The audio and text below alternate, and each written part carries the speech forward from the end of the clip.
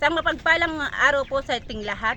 Ako po si Rosalina De Leon Atenciana ng Barangay Taliptip, Bulacan, Bulacan. Isang DF coordinator ng aming barangay. Ako po ay nagpapasalamat, ako ay nakabilang sa NGO ito ng Damayan Pilipino Movement INC sapagkat marami po tayong nailalapit sa ating Ate Tenny Bautista. At ang masasabi ko po kay Ate Tenny Bautista ay para talaga siyang ate na kapamilya mo na hindi po mahirap tawagan o i-text kasi po sa isang text mo lang kapag po ako ay tumutulong sa iba ay siya tumutugon agad sa aking pagtulong. At napapasalamat din po ako at may nailapit po tayo na medical, ng burial at saka po ng scholar. At tayo po ay nagpapasalamat po ako dahil nakakabilang po ako o nagiging daluyan po ng pagtulong sa DF. Kaya napapasalamat po ako sa aming MT na ako po ay kinuha niya na o napili niya bilang representative ng Damayan Pilipino Bulacan, Bulacan. Maraming salamat po.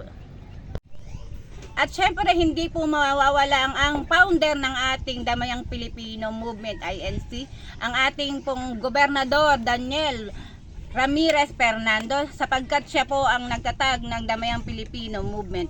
Kaya po nagpapasalamat po ako at nakabilang po ako dito bilang coordinator ng aming barangay sapagkat at salamat po at nagiging daluyan po ako ng pagtulong ng Damayang Pilipino sa aming barangay. At hindi lang po sa aming barangay, meron din po ibang barangay na nagpapa-assist din po sa akin bilang tayo po ay nasa paglilingkod ng ating mahal na gobernador at ni Ate Tenny Bautista bilang pong lalahok sa Damayang Pilipino Party List.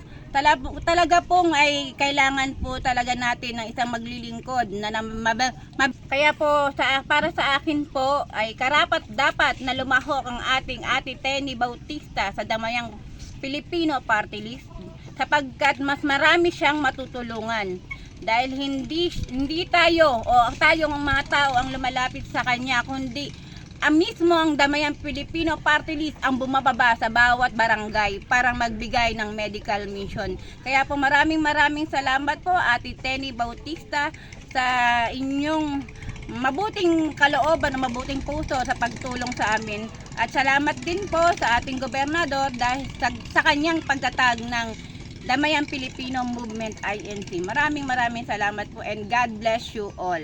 Dahil sa kanyang pagtatag ng Damayang Pilipino Movement INC. Maraming salamat po and God bless you all.